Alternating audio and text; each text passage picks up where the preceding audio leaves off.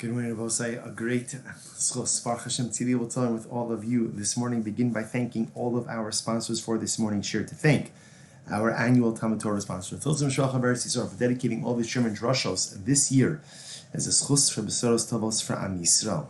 TAMUD TORAH sponsors for the month of Av, Adler, Tovos, Wendy, Drazin, in honor of their parents, Israel Drazin, Dina Drazin, Ilene Rosenzweig, in the memory of Stanley Rosenzweig, zechus. Our week of learning sponsors, Dr. Ed and Faith Wolf, a commemoration of the yahrzeit of Dr. Wolf's father, Cyrus Wolf, Shalom ben Tzvi Hersh, zechus, and Nathan and Beth Adler, in memory of their father, Ben Adler, HaChaver, Boruch, Mordechai, Ben, Morenu, Nosson. Our Yomi sponsors for today, Jerry Applebaum, memory of his beloved mother, Rosalind Applebaum, Rachel Bas, Reb Ari. We hope that in the merit of our TAMUD TORAH, all of the neshamos have an aliyah, their families, ein nechama, all those who need a refuah, Shalom, together with Kol Cholei Yisrael, Kodesh Baruch Hu, Shnei Meretz Hashem, bring home all of our hostages, b'shalom and b'karov, and allow our holy soldiers to be successful, b'chol ma'aseh yedehem. With that, let us begin. Today's daf is Samech Dalet 64. A really incredible daf ahead of us today. We are picking up from Samech Gimel Amud Beis 63b, and we are picking up 2, 4, 6, 7 lines up from the bottom. Yosef Rav Nachman v'Ula v'Avimi bar Papi. So again, Rav Nachman, Ula, Avimi bar Papi, Yosef Rabbi Chia bar Ami gabayhu. And Rabbi Chia bar Ami was sitting with them. And the Gemara says, Yosef v'kabay lahu. And he asked the following question from them. Listen to the fascinating aspect of this question. Sachra lishbar b'yayin nesech mahu. What is the halacha if an akum hires a Jew to smash barrels of yayin nesech? Right? So can you imagine this? The akum comes over to Reuven. He says, Reuven, I'm going to pay you $50 an hour. Do me a favor, smash these barrels of yayin nesech. Mahu, what is the halacha? Is the Jew allowed to receive and to accept and to keep the wages from this malacha? I will say, so remember again, in yesterday's daf, we were dealing with the concept of funds or income that is generated from what may or may not be permitted activity, or dealing with items that themselves may be asr ba'anos. So here, the akum is asking me to do something with yayin nesech, but he's asking me to destroy yayin nesech, and he's going to pay me for it. So am I allowed to keep those proceeds?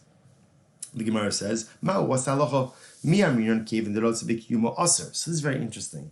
On one hand, I want the existence of the yayin nesech. Now, why do I want the existence of the yayin nesech? Because if the barrels were to break on their own, I would lose the opportunity to break them, and I'd lose the parnasa. So on one hand, interestingly enough, I want the existence of the yayin nesech. So because I want it, therefore, again, maybe that makes the proceeds prohibitive. Look at Rashi for just a moment.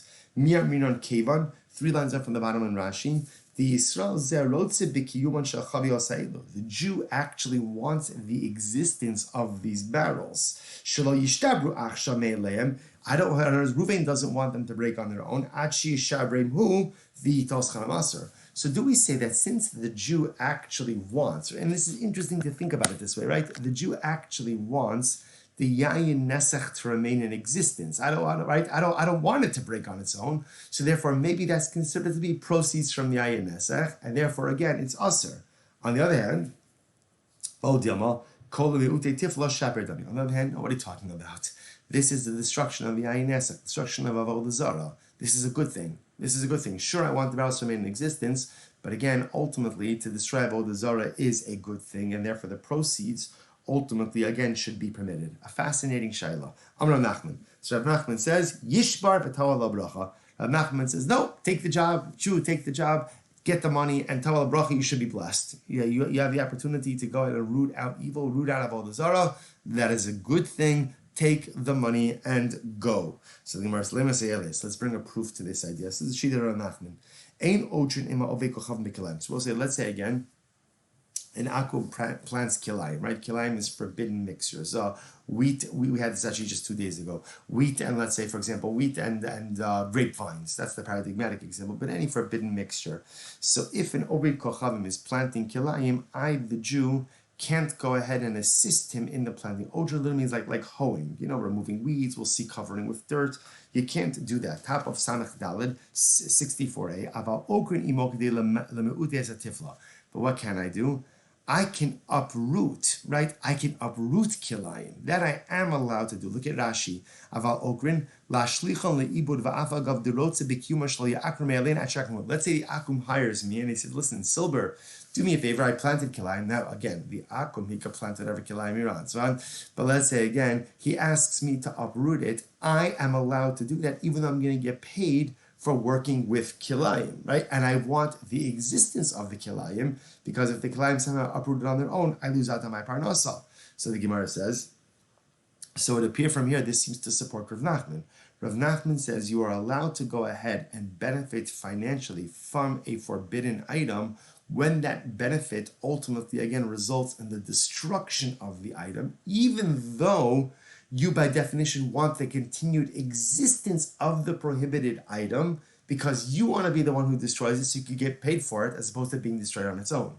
So Gemara says, Savrua, second line from the top, 64a, Savrua Hamani, whose opinion is this? Rabbi Akiva. It's Rabbi Akiva, the Amar, Hamekayim Bikilayim Loka. This is very interesting. Rabbi Akiva holds, or we'll say that in general, not only is there a prohibition to plant kilayim, not only is there a prohibition to go ahead and facilitate the growth of kilayim, but you can't even do anything that sustains kilayim. So, for example, Rashi points out over here that let's say someone else planted the kilayim, right? Akum planted the kilayim, and the akum asks me to put up a fence around the kilayim. Rabbi Akiva says, Aser. Why? Because the act of putting up a fence, by definition, is part of the sustaining of kilayim. Even though putting up the fence has nothing to do with the actual plant itself, nevertheless, it is going to be aser according to Rabbi Akiva. The sign, here we go. Hamenachesh, menachesh means weeding. Mechape means covering the seeds with dirt. So menachesh, mechape v'kilayim loka. You get malchus, right? Because again, that's Tanakamo. Because there you're actively and directly participating in the planting of kilayim. Rabbi Akiva says, af hamekayim. Rabbi Akiva says, even if you do anything to sustain the kilayim, like for example, put up the fence around the kilayim, that's going to be problematic as well. So the Gemara says, my time Rabbi Akiva. Where does Rabbi Akiva get that from? What's his logic? Amakra, sadcha lo tizra kilayim.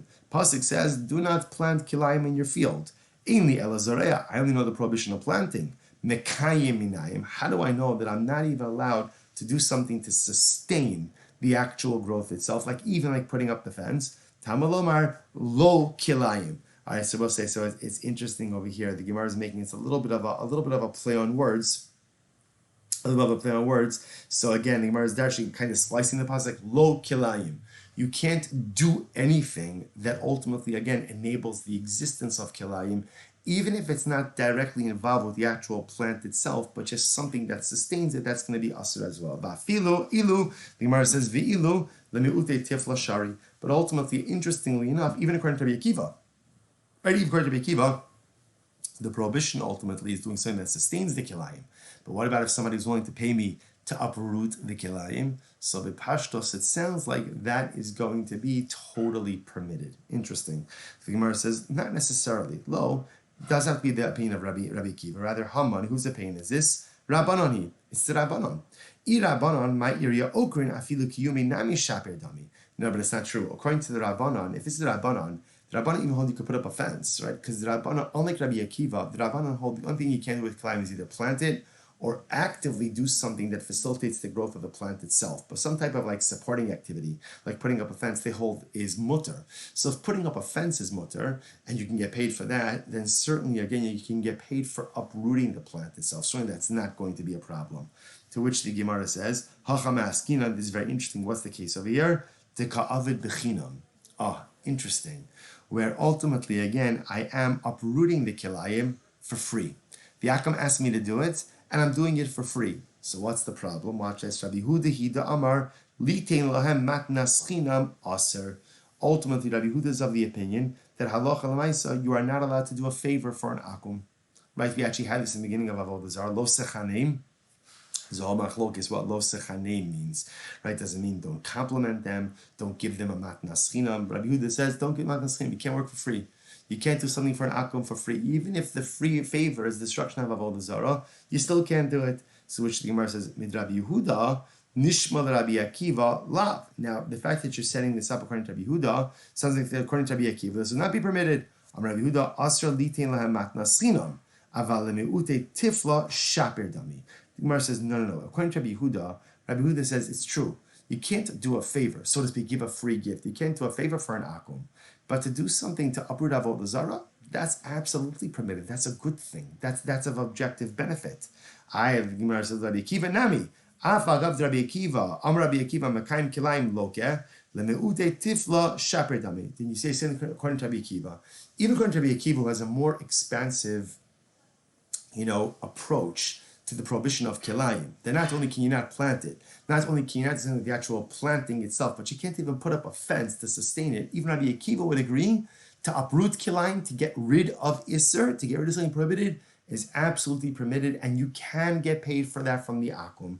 To which the Gemara says, "Visu lo midi." There is nothing else to go ahead and discuss about this. We'll say it's great. This phrase, "Visu lo midi," this is like the Talmudic equivalent of like a mic drop. "Visu lo midi." That's it. We're done. There's nothing more to discuss about this. So we'll say it's very interesting, because therefore what this means is ultimately, now let's go full circle. How did we start with this? This all started by the case of an akum wants to break his barrels of yayin nesach. He asks me, he wants to hire me, a Jew, to go ahead and break. He's willing to pay me $50 a barrel. Great. So am I allowed to do it or not? So remember, on one hand, we could say no, because therefore that means I want the continued existence of the yayin nesach, and I'm benefiting from Avoda Zara. On the other hand, I'm destroying Avoda Zara. Rav Nachman said, do it, and tava alav bracha. If it involves the destruction of Avoda Zara, or for that matter, a prohibited item, even though, yes, I do want the continued existence of the yayin nesach until I get there. I don't want it to break on its own. I want to break it. I don't want the kilayim to be uprooted on its own. I want to uproot it. But nevertheless, I am permitted to go ahead and do these activities, get paid for them, and keep the proceeds, because the destruction of evil, the destruction of Avoda Zara, the destruction of prohibition ultimately is a good thing. And as Rav Nachman says, you get paid and tavo alav bracha. Incredible. And I will say it really is such an interesting idea, because, kind of like part of Western society, and like our mindset is, like live and let live. And that is important, by the way, as members of society, just as a general approach to living in greater society, we should take an approach of live and let live. Yes, you know what? It's not your obligation to convince the world of your views or your ideas, nor is it your place to stand in judgment of everyone else's lifestyle choices or everything else. Live and let live. That's to a certain degree, that has to be our approach to living in greater society. On the other hand, Chazal also teaching us this idea that evil shouldn't be allowed to take root within our world. And when there's something that is evil, it has to be uprooted. When there's something that is evil, it has to be broken. When there's something that is evil, it has to be smashed. It has to be destroyed.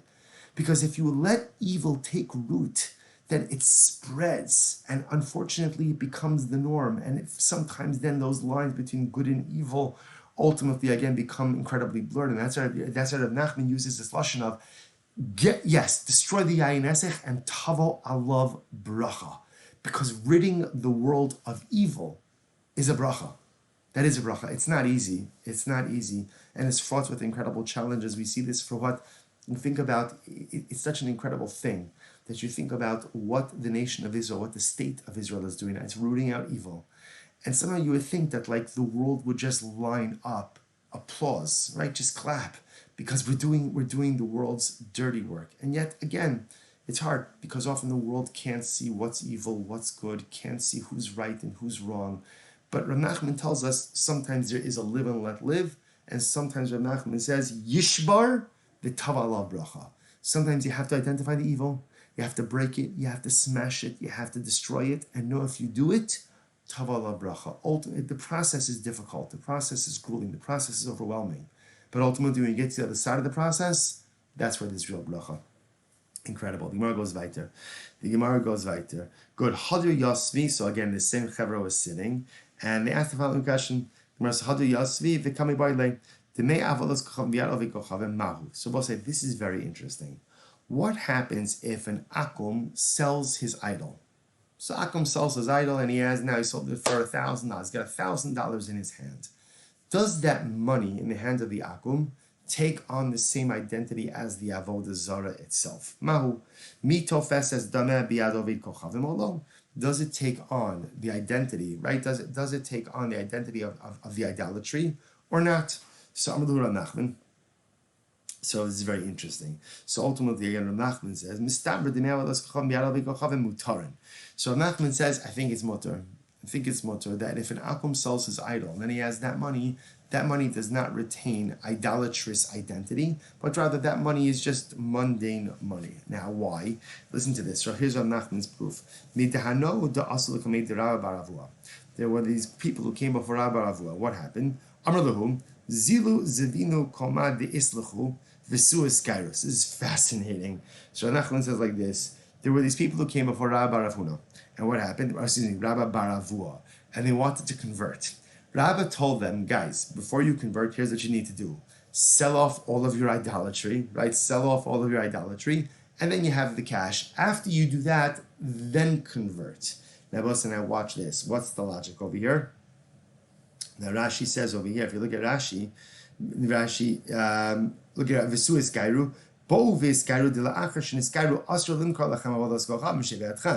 because remember, if they convert and they still own the idolatry, then that's idolatry owned by a Jew. Idolatry owned by a Jew, number one, can never be negated, right? Can never have its identity negated, and you can't get hana from it. So he tells them instead, before, while you're still Gentiles, sell it off. You have the money, then you could convert, and the money is permitted. What do you see from here? Obviously, you see from here that halacha l'maisa, when an akum sells his idol, that cash is permitted. So the Gemara says, my time, it must be that the proceeds of a sale of idolatry that are in the hands of the akum ultimately is permitted. Maybe that case is different. Why is that case different? Because since they're in the process of conversion, obviously they're mevatel. They're negating the theological significance of the idol. They're converting. So an akum could be mevatel his avoda Zara. So maybe that's why the proceeds are mutter. Elami hacha. Rather, the Gemara says, here's the proof. Listen to this. Right? I lent akum $1,000. So what happened? So the akum went and sold his idol, right, and brought me the proceeds from the sale. Or yayin esech, of same case, I went ahead and I lent an akum $1,000. He sold his yayin esech, and then he brought me the proceeds of the sale. What's that locha? Mutter. Ultimately, again, it's mutter. Okay, interesting. The Gemara says, now, however, watch this. Avalim amar lo hamtin li ad she'emkar avodas kocham va'avilacha yayin esech va'avilacha aser. But let's say the akum, same case, I lent the akum $1,000. Akum says, okay, Silber, I want to repay you. Do me a favor, wait here. I'm just going to sell my idol. Right, I'll be back with the proceeds. Or I'm going to sell my yayin nesech. I'll be back with the proceeds. In that case, it's aser. See here, interesting. Case number one, same case. I lent akum $1,000. In case number one, he goes off, sells his idol, goes off, sells his yayin nesech. I have no idea what he's doing. He brings me the proceeds, pays back the debt, mutter. Case number two, same thing. I lent him $1,000. He says, I want to pay you back. Give me a couple of hours. I got to sell my idol. I got to sell my yayin nesech. He comes back with the proceeds. The proceeds are prohibited to me. In fact, the Gemara, Maishna Reisha, Maishna Seifa. So what's the distinction? I don't understand what's difference in these two cases. Rav Sheshes, Seifa Mishum Dahavile Kirotze B'Kiyumo.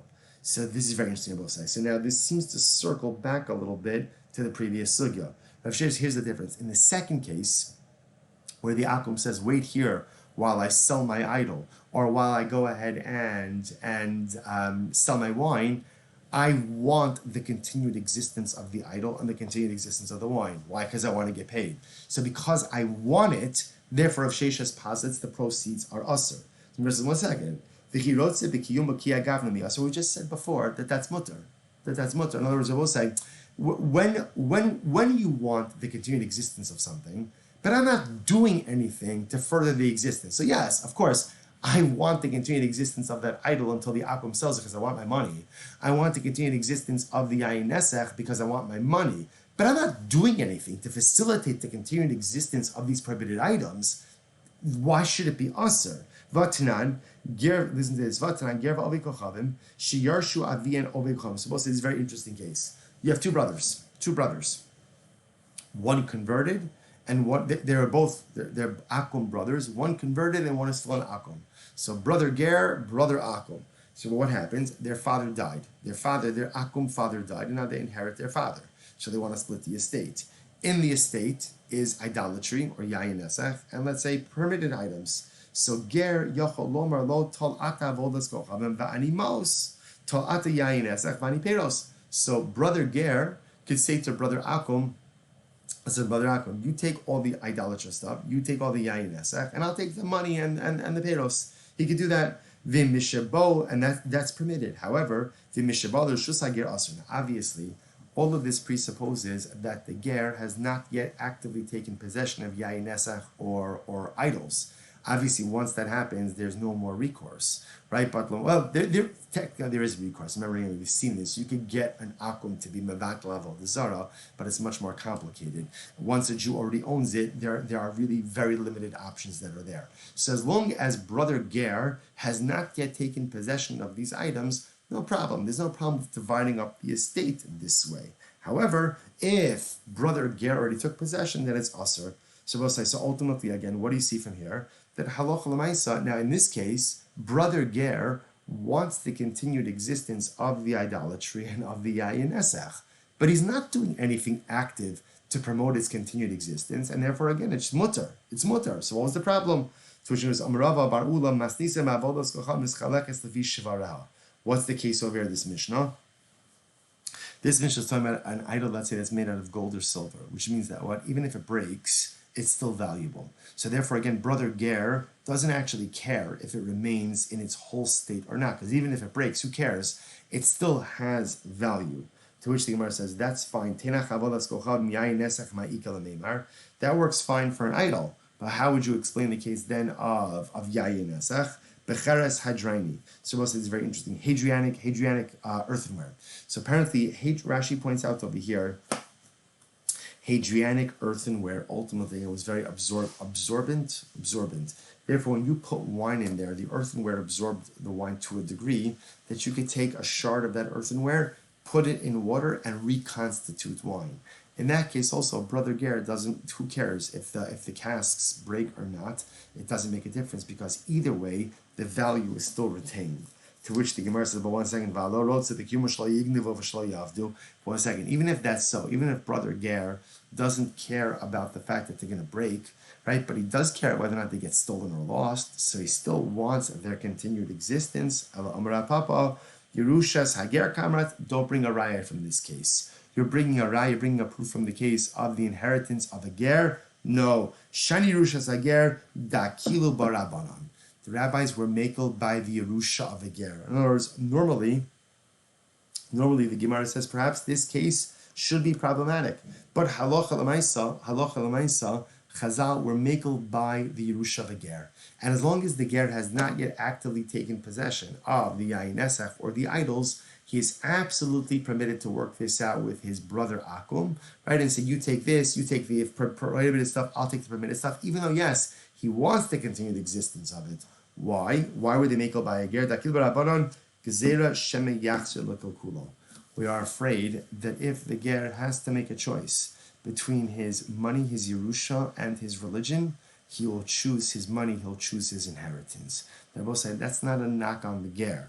That's a reality of human nature. We've seen this before as well, that for example, right, there's something called takanas hashavim, that Chazal said that in certain cases of theft, the thief doesn't always have to return that which he stole, right? And the victim should not accept back the stolen item. Why? In order to go ahead and facilitate the thief's tshuva. That we're afraid if the thief has to return everything, he's not going to become about tshuva. It's difficult for people to engage in self-sacrifice when it comes to financial matters. Right? Money is necessary. Money is important. And, as much as we say, like you like to say, as long as you have your health, it's true. As long as you have your health and you can pay your bills, right? Because if you don't have money, just things in life become incredibly complicated. And many people could not stand up to religious challenges when it was a choice between religion and money. We're afraid that the ger, if he has to choose between halacha and ultimately, again, his Yerusha, he may be tempted to choose his Yerusha. Again, not because of a get, because it's human nature. So therefore, Chazal didn't want to put him in that situation. Therefore, they were makel by a ger, understanding that often in this kind of case, you're going to have an estate that is comprised of permitted items and prohibited items. Therefore, allowed him to keep the permitted items, give his akum brother all of the prohibited items. Incredible. We'll say Amud Beis. Tanya HaChaver writes that supports this. But when is this so? Shirshu, in the case of Yerusha. Aval nishtatfu aser. But in the case, let's say, of a business partnership, it would be aser. So you see from here that Chazal allowed certain things to happen in the context of Yerusha that they would not have normally allowed to occur in other contexts as well, because we don't want to put the person in this, we don't want to put the ger in this precarious type of situation. Incredible. So the Gemara goes like, how do you Yosef kind by this? Remember again, all of this is the same group of Rabbanim sitting together. Another question that came up. Ger toshav ma'u she'ivato avodas kochavim. Shavuot said this is a very interesting case. Can a ger toshav go ahead? And I will say, just before we go on, just this idea that Chazal were makel by the ger, just so you understand the tremendous Moshe Haskell in this. Halacha is structured in a way to make us succeed. The Ribono Shel Olam wants us to succeed. Sometimes people have a very skewed view of HaKadosh Baruch Hu and a very skewed view of halacha, that HaKadosh Baruch Hu is waiting for us to mess up so he could smack us down, or Chazal are waiting for us to mess up so they could levy some type of punishment or penalty against us. Nothing could be further from the truth. The Ribono Shel Olam wants our success more than we want our success. Chazal want our success more than we want our success. And all of the halachos, and all of the rules, and all of the strictures, and even all of the punishments are only there to put us on a path to success, not to smack us down when we go ahead and we make a mistake. But again, HaKadosh Baruch Hu understood what we need in order to be successful. Chazal understood what we need in order to be successful. And when they need to relax the standards to make us successful, they do it. It's incredible. They do it. When success is accomplished through relaxing of standards, Chazal do that as well. Know that you have no greater advocate in this world than HaKadosh Baruch Hu. That's in this world and the next world. And in this world, Chazal constantly angling for our success as well. Okay, incredible question. Now, how do Yosef come by it? Ger Toshav, Ma Shevat Al Chams. Well, it's a very interesting shadow over here. Can a Ger Toshav go ahead and abolish or negate idolatry? Now remember again, an akum has the ability to negate his Avoda Zara, thereby decommissioning it from its status of theological significance, of importance. So ger toshav. Now what is a ger toshav? Now we're going to see this machlokes about the definition of a ger toshav. Rashi points out to her on the top of the daf, ger toshav eino oved avodas kochavim. Ultimately, again, he doesn't worship idolatry. But again, he's like an akum in everything else, except he doesn't worship idolatry. No, not except, that's a pretty big thing, right? He believes in HaKadosh Baruch Hu. He believes in God. He does worship idolatry, but in every other respect, he's a non-Jew. So does such a person have the ability to decommission idolatry, to negate idolatry? So Gemara says, on one hand, the palach mevata, the lo palach lo mevata. Do we say only one who worships idolatry can decommission idolatry? Or maybe not. Or maybe we say like this: anyone who's what we call a bar mineh. If you're in the parsha of an akum, then you can go ahead and decommission Avoda Zara. And this guy is in the parsha. He's not Jewish. So because he's not Jewish, he's in the parsha of an akum. So because of that, even though Baruch Hashem, he himself doesn't worship idolatry, but he has the koach to go ahead and negate it. The Gemara says, Amr Rav Nachman. So again, Rav Nachman weighs in on this. Mistabra, the palach mevatel, the lo palach lo mevatel. Rav Nachman says, no, only someone who worships it can negate it. But someone who doesn't worship idolatry cannot negate idolatry. Therefore, the ger toshav doesn't have the ability to negate idolatry. So Gemara says, Nesia, raise a kash on this. 1 second. Yisrael Shabbat Avodas Kochavim B'Shuk. So listen to this. If Yisrael went ahead and found idolatry in the marketplace. So he found idolatry in the marketplace. What's that locho? Achelo basali odo. So we'll say, now remember again. So let's say, listen to this case. I'm walking in the shuk, I'm walking in the marketplace. I see a gold idol sitting there on the ground. And if I lift it up, that's problematic, right? Because then I've acquired it. And once it's been acquired by a Jew, essentially it can't be decommissioned. So what do I do? Achelo basali odo. So before I pick it up, Omer lo oved kochavim umevatla. I could call over an akum. Remember again, also we've had cases. Call over an akum and say to the akum, I need you to negate this idolatry, decommission it, right? Theological decommissioning. So go ahead and engage in theological decommissioning of this Avoda Zara, and then it becomes permitted. However, again, in Mishabasa liyodo, eino omer li oved kocham mevatla. But again, if I pick it up, right? If I take possession of it, at that point it cannot be decommissioned. Mipnei she'amru oved kochavim mevatel avodas kochavim shalom v'shel chavero. An oved kochavim an akum could decommission his own Avoda Zara or the Avoda Zara of his friend, bein ovda, bein she'ein ovda, whether he worships it or he doesn't worship it. Now we're going to define what these phrases mean. My ovda or my ein ovda. What does it mean he could what does it mean that an akum could decommission Avoda Zara, whether he worships it or doesn't worship it? Ilema idi v'idi oved kochavim.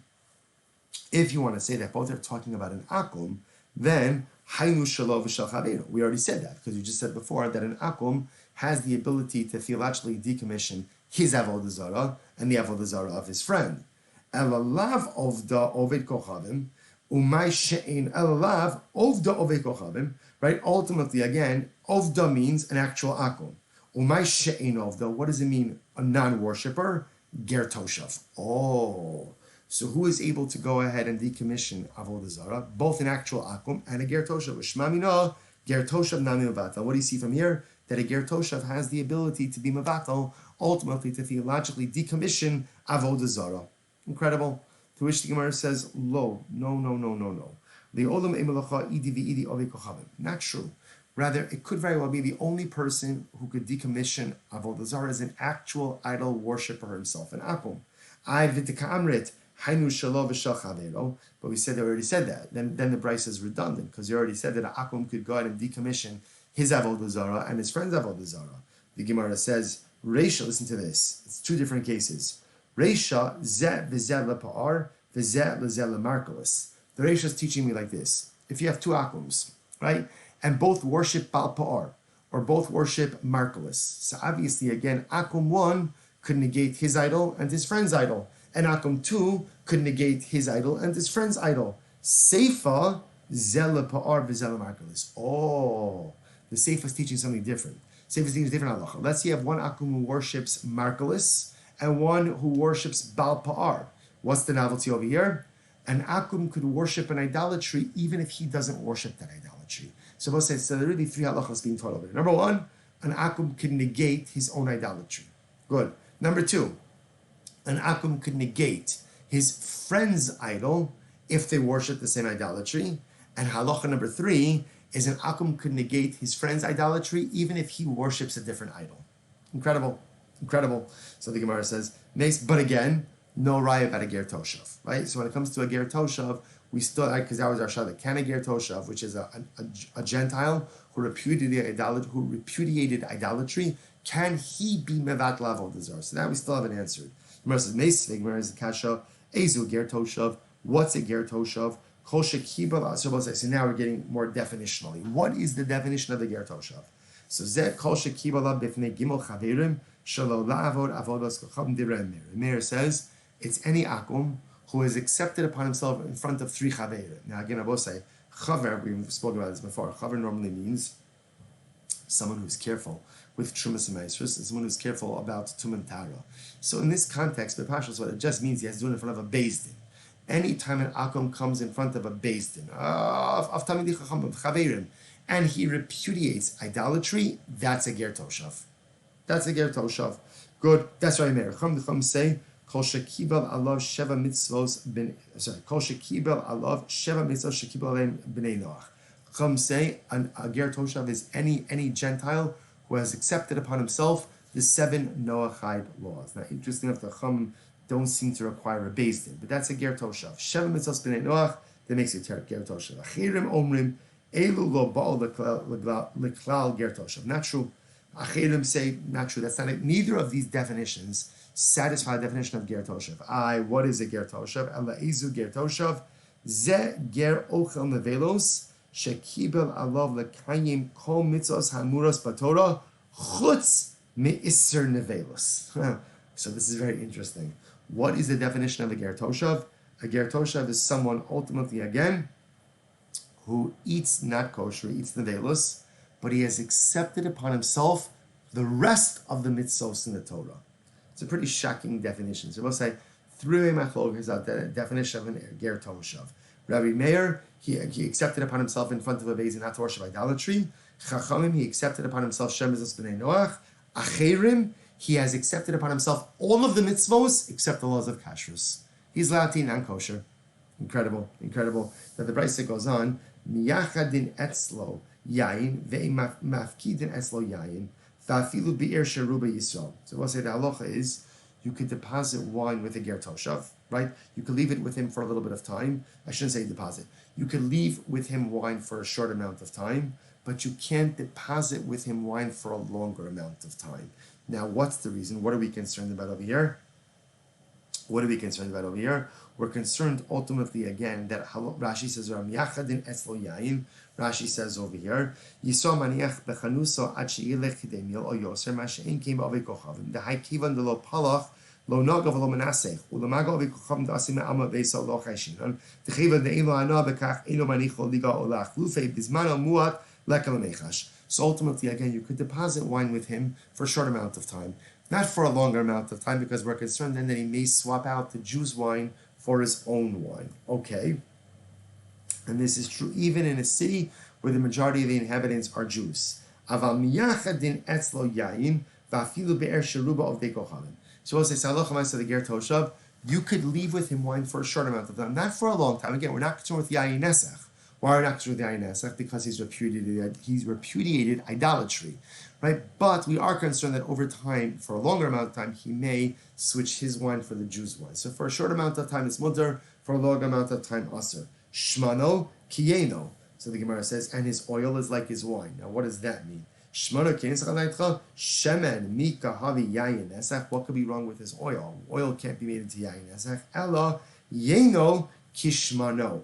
Interestingly enough, rather what it means is like this: that halacha l'maisa, that ultimately again his wine is like his oil. That just like is very interesting. That just like his oil is permitted, so too ultimately again is his wine. Now look at Rashi for just a moment. Rashi says, "Shmano mi havi yaines el yeno muter ba'ana ki shmano kodem shoter Hashem ba'achila kai aval b'shtia aser." That what does it mean that his oil is like that? That his wine is like his oil. That the same way that you can get hana from his oil, you can get hana from his wine. Now you can't drink the wine of the ger toshav, but ultimately you can get hana from his wine. Well, the shar called davar ultimately, and for every other thing, hareyu ka'ovei kochavim. He is like an akum. He's like an akum. To which the Gemara says, Rabbi Shimon Omer yeno yayin nesach. Va'amrilei muter b'shtia. Rabbi Shimon says his wine is like yayin nesach, but others say ultimately again that it is muter, ultimately again for consumption, for shtia. So we'll actually pause over here. We'll pick up Amir Hashem. Actually, let's finish this. Katani mihas. Let's finish the sugya. Katani mihas. What do you see from here? Katani mihas ulishar dvar harikove kochavim. We see from here that an akum is like an akum. A ger toshav is like an akum regarding every other matter. Lamai hilchasa. Ultimately, again, what does it mean when we say that a ger toshav is like an akum for everything else? What does that mean? To which the Gemara says, Lav dimavatal avodas kochavim ke avodas kochavim. So doesn't that mean, because most remember again, how did this whole thing by ger toshav get started?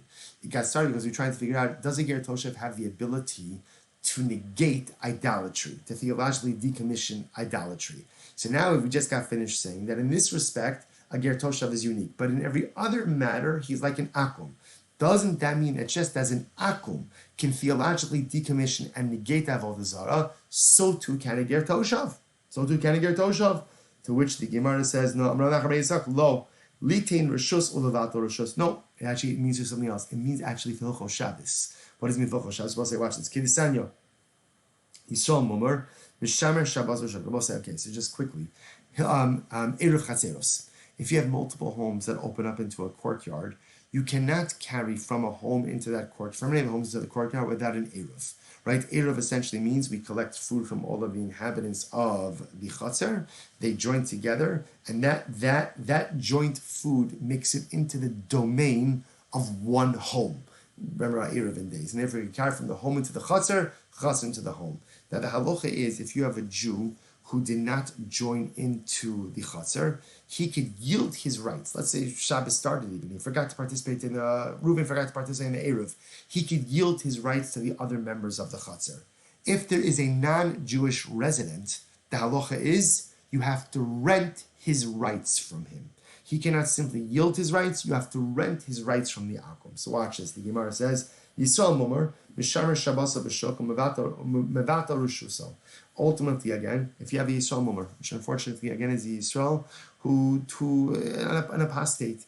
So as long as externally he's not an apostate, right? As long as externally, in the public he keeps Shabbos. Privately he doesn't keep Shabbos. But at least in public he keeps Shabbos. Then what's the halacha? Mevato Roshos. All he needs to do, if he didn't participate in the Eruv, he just needs to essentially yield his rights to someone else in the Chatzar. Okay. But again, if he publicly violates Shabbos, then essentially he's like an akum. If he's like an akum, then it is not enough for him to yield his rights in the chatzar to the other residents. Rather, you have to rent his rights from him. Yisrael Nosson Rishos Umevatal Rishos. Right? Yisrael ultimately again has the ability to go ahead and yield his right, give up his rights, or give over his rights to the other residents. But by an akum, ultimately again you have to rent. You have to rent. So therefore, again, the Gemara is saying that when we say, so we'll say, let's finish up. Ketzad, Omer lo, we'll say, how does a yid, for example, yield his rights or give over his rights in the chatzar? Omer lo, Rishusi kinuya lecha. I hereby give over my rights, right? I bequeath my rights in the chatzar to you. Or Rishusi mivutelas lecha, or my rights are negated to you. Kana, ultimately it works for error purposes. The other Jewish residents acquire the rights of this non-participatory Jew. He didn't participate in the Eruv. And you do not need any formal kinyan. So also, so just in general, by Eruv Chatzeros, again, you need the participation of all the Jewish residents. In general, if you have a Jewish resident who did not participate, even on Shabbos, he could yield his rights or be mevatel, or just simply negate his ownership rights in the chatzar, and that allows everyone else to utilize the chatzar. Even if he's the Yisrael Mumar, as long as publicly he comes across as Jewish, ultimately, again, he could yield, or he could go ahead or bequeath. By an akum, you have to go ahead and acquire his rights. And the Yisrael Mumar, who is publicly a Mumar, is treated like an akum. Full circle, both sides. Therefore, when we said before that a ger toshav ultimately, again, is treated like an akum for all other things means that if you live in a chatzar with a ger toshav, and the Jews in the chatzar want to make an eruv chatzeros, they must rent the space, they must rent the rights, ultimately, again, of the ger toshav as well. Now, whether or not the ger toshav could actually go ahead and negate Avoda Zara, we will see in tomorrow's daf. Shkayach, everyone. What a daf. What an incredible experience. Such a chesed with all of you. And wishing everyone a wonderful day.